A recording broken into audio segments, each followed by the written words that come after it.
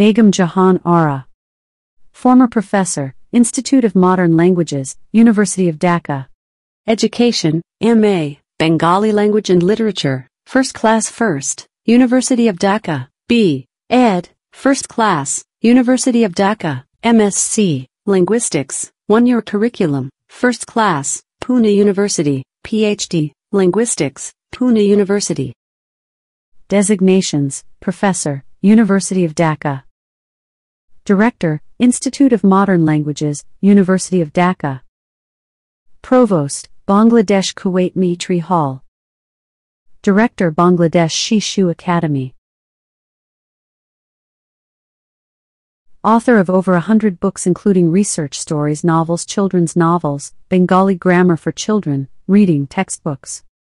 Engaged in research of spelling and pronunciations in Bengali language.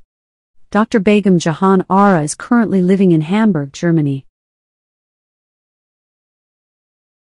The witness box. One could still see the fire at the fireplace smoldering. The room was comfortably warm.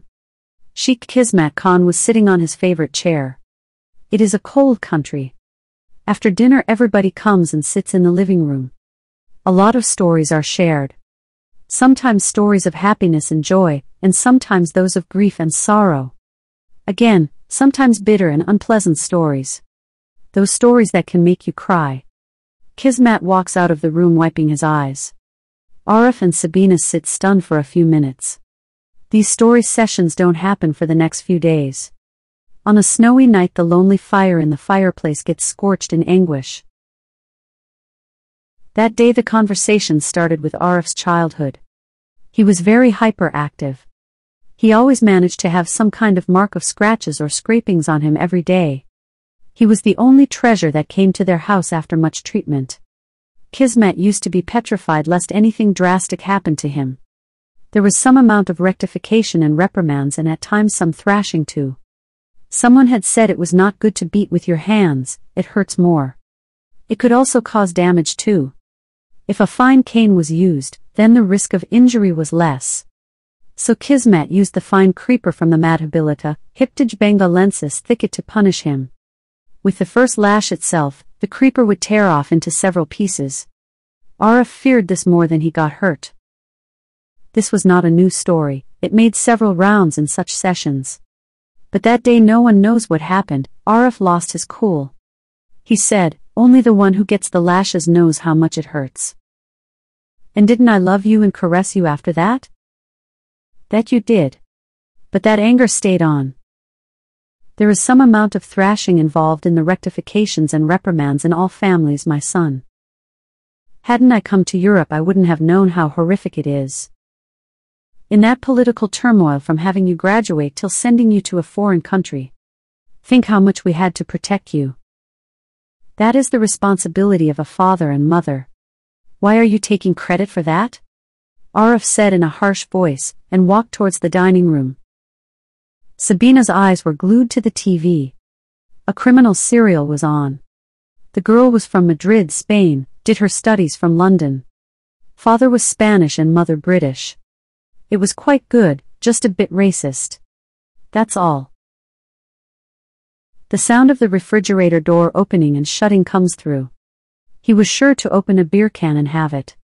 The routine drink of every day happens before dinner in the evening, obviously clear of father's knowledge. Kismat feels saddened. If he drinks too much he will get infuriated easily. He will rake up all his miseries from eternity. The game of self-infliction and bleeding will start. He will talk of everybody else except himself and curse his parents. He came and sat down in the room. His face was dark. That means he has already raked up a lot of the unpleasant incidents from the dunghill of his life. Who and when told him anything, when his father pulled his ears, when his uncle cursed him, how many creepers his mother has broken caning him, what his cousins say about him, when his mother had taken the side of his cousin's sisters instead of him, he was now going to make a gourmet meal out of this. Kismat feels shrunken. Just last week he had been to his younger brother Ali Hussein's place. Now even his name would be dragged into this session. Yes, just that. Looking at Sabina, Arif says, "What crap do you watch all day?" Mind your own business, dear. Sabina was cool yet sharp and pretty strong. Kismat sees his son's face turn black, as if someone had splashed grime on his face. He feels bad, his wife never had such guts. But his son digested it with ease and said, "Tell about Uncle's place, Baba." "What will you do listening about his place?" "Go and visit him once, see how he's doing." "I'll go? To Kuala Lumpur?" As if there was nothing more absurd than that. "Why? Does not one visit their uncle?" "Mina Apu will come any day from Putrajaya." "Won't the daughter come to her father's house?" "Her daughter is very sweet." "Apu must be the same quarrelsome girl still. Isn't it?" "Ha! What are you saying? She has a family now, her son and daughter have grown up. Is it the same Mina anymore?" They started praising Mina Apu again. "So, when she is so good, won't I say so?" "Oh, you always praised her a lot. Are you still a child? You are being jealous. Is it befitting at this age?" Smiles Kismat. "No, it's not a joke. It is only you who belittles his son and praises others." "Is Mina others? Isn't she anybody of yours?" "No. It was because of Apu that you hit me one day." Arif fumes. "You still kept that in your head?" "The marks might still be there on my back." "Is that so?" Kismat smiles again. "You are laughing? You must be shameless. You laugh when there is talk of beating?" Kismat turns red, says, "Come on, let it go. How many times will you repeat the same thing?" "I will tell this my whole life." "How does it matter?" "Baba, nobody likes to hear the truth. If the parents of this country hear this, they will reproach you. We are Bangladeshis, not from here. That is how you escaped. Else the police would have got you. After that? Prison penalty, insult. Would you have been pleased?" "Of course. A lot. Just because you are parents you can get away with anything, that is not the case, I would have seen that." "What kind of a son are you? Why were you so merciless? Tell me. Even Ma was your accomplice. Why? Answer me. Didn't we pet you? Didn't your mother sit and cry after that?" "I know, today you have nothing to say." "What do you mean? What do I say? Thank heavens your mother is no more." "I would have questioned her too, why did she beat me? I cannot forget that pain." Kismat could bear it no longer. Holding a deep sigh within him, he comes back to his room. He cannot understand why Arif behaves in such a way. Nearly every evening it's the same drama. During the day it is more normal. It is as if nothing has happened. In the evening with the drinks the ghosts arrive. Arif knows this too. And the ghosts too wait for the evening. As soon as the cans or bottles open, they come out flapping their wings in full form. Kissing the lips, they travel down the throat to the stomach, and after a while starts the dunghill dance. Once in a while Kismat thinks he should try it once to see what exactly is in it. Even he has a lot of pain sleeping within him. After a drink will they wake up and bite others like a snake? Will the poison be an antidote to the poison within? Will the hurting in him go? But that relief is a temporary relief. People say that with hard drinks one can forget their sorrows.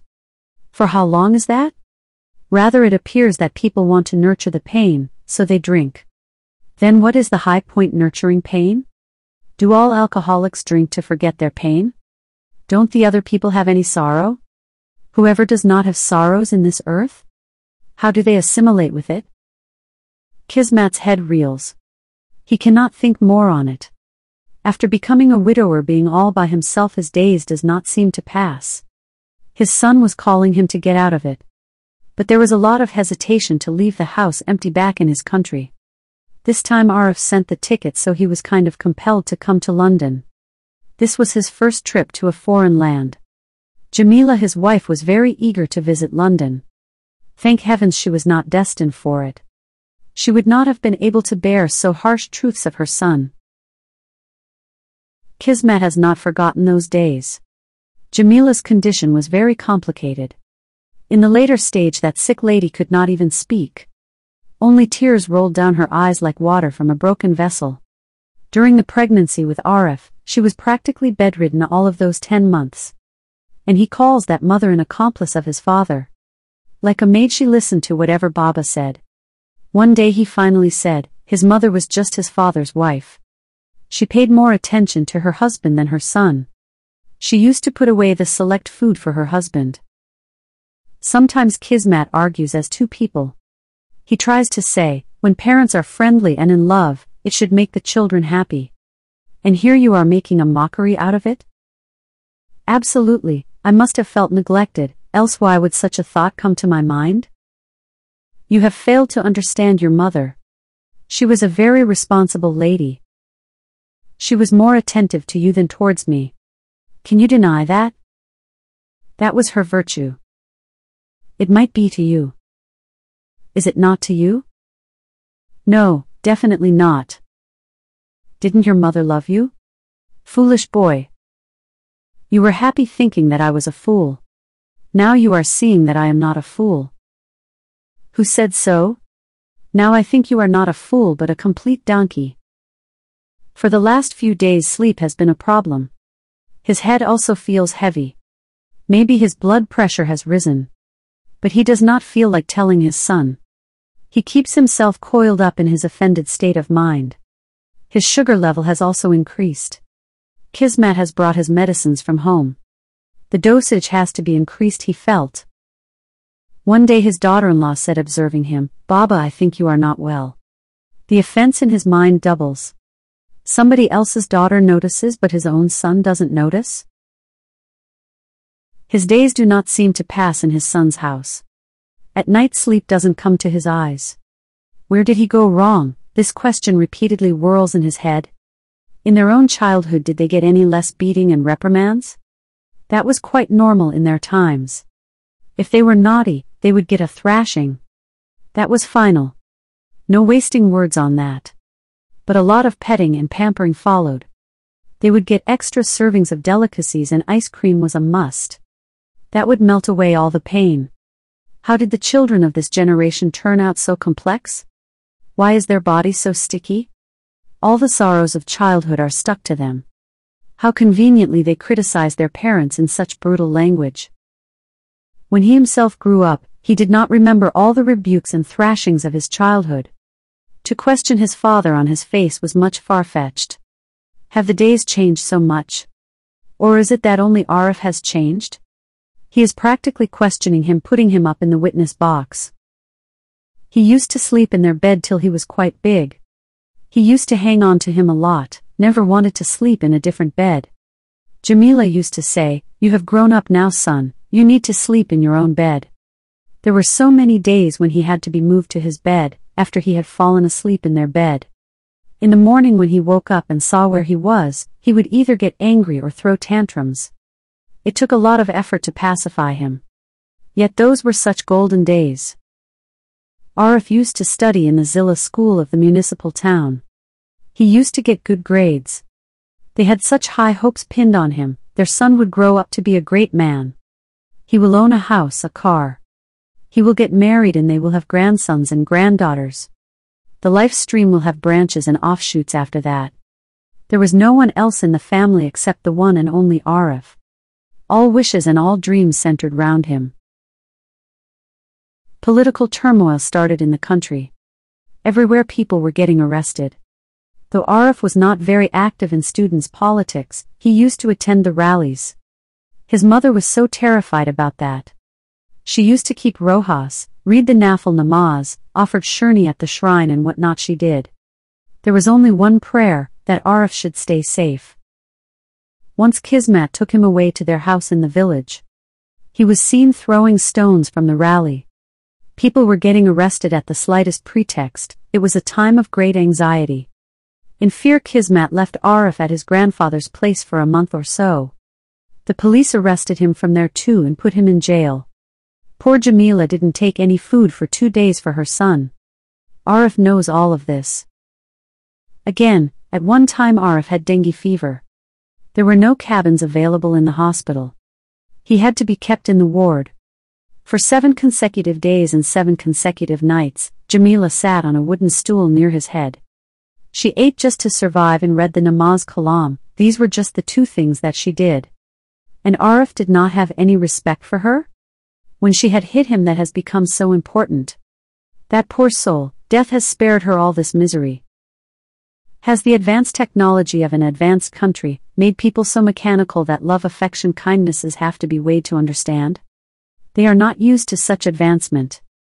Father and son were residents of 2 different worlds. No one recognizes one another any longer. Kismat's heart twists in pain. At times he wonders, during his dengue fever Arif had to be given a lot of blood. Was something wrong in that blood?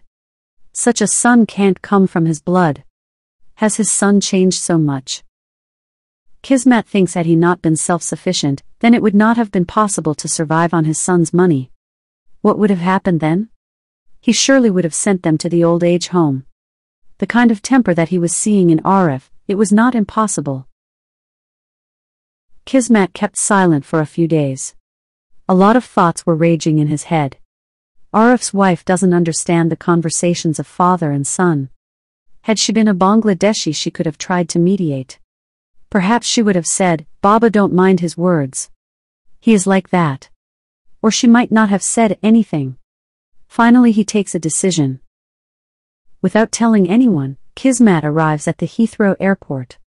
He held his return ticket in his hands. In due time the airplane leaves the London soil. The mental trauma of the last few days has made him very unwell. The heavy feeling in his head was still there, and now there was a pressure in his chest since he sat on the plane. Kismat had a heart attack in the sky itself. There was no arrangement for medical treatment in the plane. At one point he lost consciousness and his body sloppily fell on the seat. Indiscernibly, with a block of offended feelings in his heart, Kismat went to the land of the stars all alone. His lifeless body disembarked on Bangladesh soil. In the front pocket of the dead body, they found a small note. 2 sentences addressing his son: "I raised you but could not make a proper human being out of you. I am returning to my country, so that you don't have to see the face of a father who was a failure." There is no addressing, no sender's name. Whoever wrote that, to whom was it written? Nothing could be made out of it. Arif came to perform the last rites of his father. The old trustworthy illiterate help of the house saved the note with great care. In spite of being uneducated, that uncle understood that he had to give it to the son. The rituals ended. This house was haven of 1,000 memories of Arif. After everybody left, the huge house felt dreary. Going through the house he came and stood in front of the black and white photos of his father and mother. There was an empty feeling in his heart. A peculiar pain wrenched within his heart. The frames of the photos appeared as the courtroom and his parents as judges. In an ethereal atmosphere he felt he was standing in the witness box, and both his parents would now question him. His head was feeling dizzy. He went to his room and out of habit swung open the refrigerator door. There were no cans or bottles in there. Now he lost his temper. At one point the help uncle came into his room, and gave him the note and said, "Choto Chacha, I could not speak to your father." This note was in his shirt pocket. See what is written in that, son. 2 sentences, how long does it take to read? Translated from the original in Bengali by Purnazri Nag.